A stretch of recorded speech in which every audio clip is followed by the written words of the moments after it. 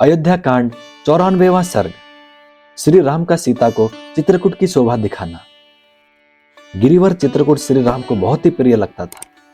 वे उस पर्वत पर बहुत दिनों से रह रहे थे। एक दिन अमरतुल्य तेजस्वी दशरथ नंदन श्री राम विदेह राजकुमारी सीता का प्रिय करने की इच्छा से तथा अपने मन को भी बहलाने के लिए अपनी भार्या को विचित्र चित्रकूट की शोभा का दर्शन कराने लगे, मानो देवराज इंद्र अपनी पत्नी सची को पर्वतीय सुषमा का दर्शन करा रहे हो।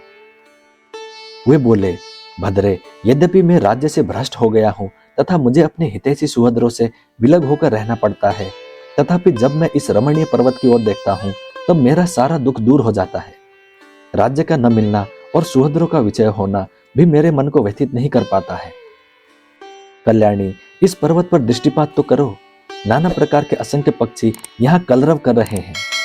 नाना प्रकार के धातुओं से मंडित इसके गगनचुम्बी शिखर मानो आकाश को बेध रहे हो। इन शिखरों से विभूषित हुआ ये चित्रकूट कैसी शोभा पा रहा है। विभिन्न धातुओं से अलंकृत अचलराज चित्रकूट के प्रदेश कितने सुंदर लगते हैं। इनमें से कोई तो चांदी के समान चमक रहे हैं, कोई लोहू की लाल आभा का विस्तार करते हैं। किन्हीं प्रदेशों के रंग पीले और मंजिष्ट वर्ण के हैं, कोई श्रेष्ठ मणियों के समान उद्भासित होते हैं, कोई पुखराज के समान, कोई स्फटिक के सदृश्य और कोई केवड़े के फूल के समान कांति वाले हैं, तथा कुछ प्रदेश नक्षत्र और पारे के समान प्रकाशित होते हैं। यह पर्वत बहुसंख्य पक्षियों से व्याप्त है तथा नाना प्रकार के मृगों, बड़े बड़े व्याघ्रों, चित्तों और ऋछों से भरा हुआ है। वे व्याघ्र आदि हिंसक जंतु अपने दुष्ट भाव का परित्याग करके यहाँ रहते हैं और इस पर्वत की शोभा बढ़ाते हैं। आम, जामुन, असन, लोध, प्रियाल, कटहल, धव, अंकोल, भव्य, तिनिस, बेल, तिंदुक, बांस, काश्मीरी मधुपर्णिका, अरिष्ट, नीम, वरण, महुआ, तिलक, बेर, आंवला, कदम्ब, बेत, धनवन, इंद्रौज, बीजक, अनार आदि घनी छाया वाले वृक्षों से जो फूलों और फलों से लदे होने के कारण मनोरम प्रतीत होते थे, व्याप्त हुआ ये पर्वत अनुपम शोभा का पोषण एवं विस्तार कर रहा है। इन रमणीय शैल शिखरों पर उन प्रदेशों को देखो जो प्रेम मिलन की भावना का उद्दीपन करके आंतरिक हर्ष को बढ़ाने वाले हैं।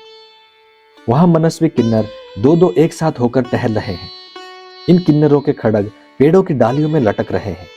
इधर विद्याधरों की स्त्रियों के मनोरम क्रीड़ा स्थलों तथा वृक्षों की शाखाओं पर रखे हुए उनके सुंदर वस्त्रों की ओर भी देखो।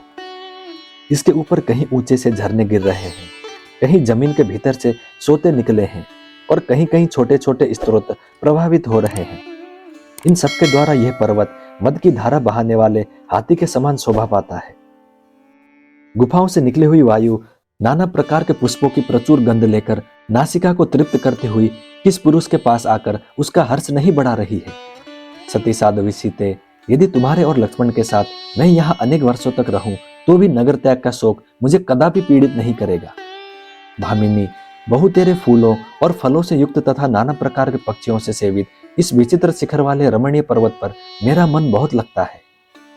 प्रिय, इस वनवास से मुझे दो फल प्राप्त हुए हैं, दो लाभ हुए हैं। एक तो धर्मानुसार पिता की आज्ञा का पालन रूप ऋण चुक गया और दूसरा भाई भरत का प्रिय हुआ।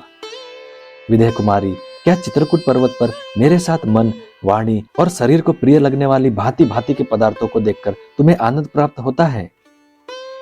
रानी, मेरे प्रपितामह मनु आदि उत्कृष्ट राजर्षियों ने नियम पूर्वक किए गए इन वनवास को ही अमृत बतलाया है। इससे शरीर त्याग के पश्चात परम कल्याण की प्राप्ति होती है।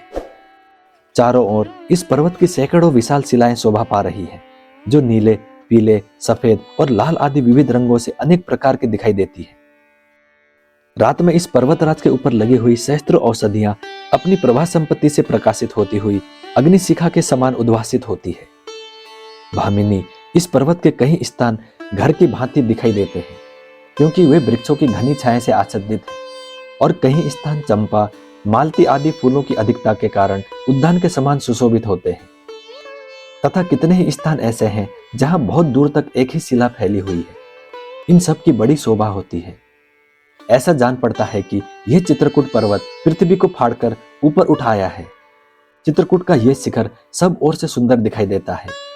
प्रिय, देखो, ये विलासियों के विस्तर हैं, जिन पर उत्पल, पुत्रजीवक, पुत्रांग और भोजन पत्र इनके पत्ते ही चादर का काम देते हैं तथा इनके ऊपर सब ओर से कमलों के पत्ते बिछे हुए हैं। प्रियतमे, ये कमलों की मालाएं दिखाई देती हैं जो विलासियों द्वारा मसलकर फेंक दी गई हों। उधर देखो, वृक्षों में नाना प्रकार के फल लगे हुए हैं।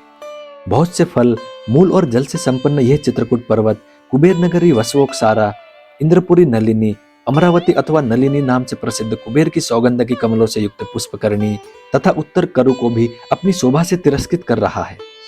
प्राण बल्लभ सीते, अपने उत्तम नियमों को पालन करते हुए सन्मार्ग पर स्थित रहकर यदि तुम्हारे और लक्ष्मण के साथ यह 14 वर्षों का समय मैं सानंद व्यतीत कर लूंगा तो मुझे वो सुख प्राप्त होगा जो कुल धर्मों को बढ़ाने वाला है। इस प्रकार श्री वाल्मीकि निर्मित आर्ष रामायण आदि काव्य के अयोध्या कांड में 94वां सर्ग पूरा हुआ। मैं उम्मीद करता हूँ श्री राम जी आपकी सारी मनोकामनाएं पूरी करें। जय श्री राम, जय हनुमान। अब मिलते हैं अगली वीडियो में।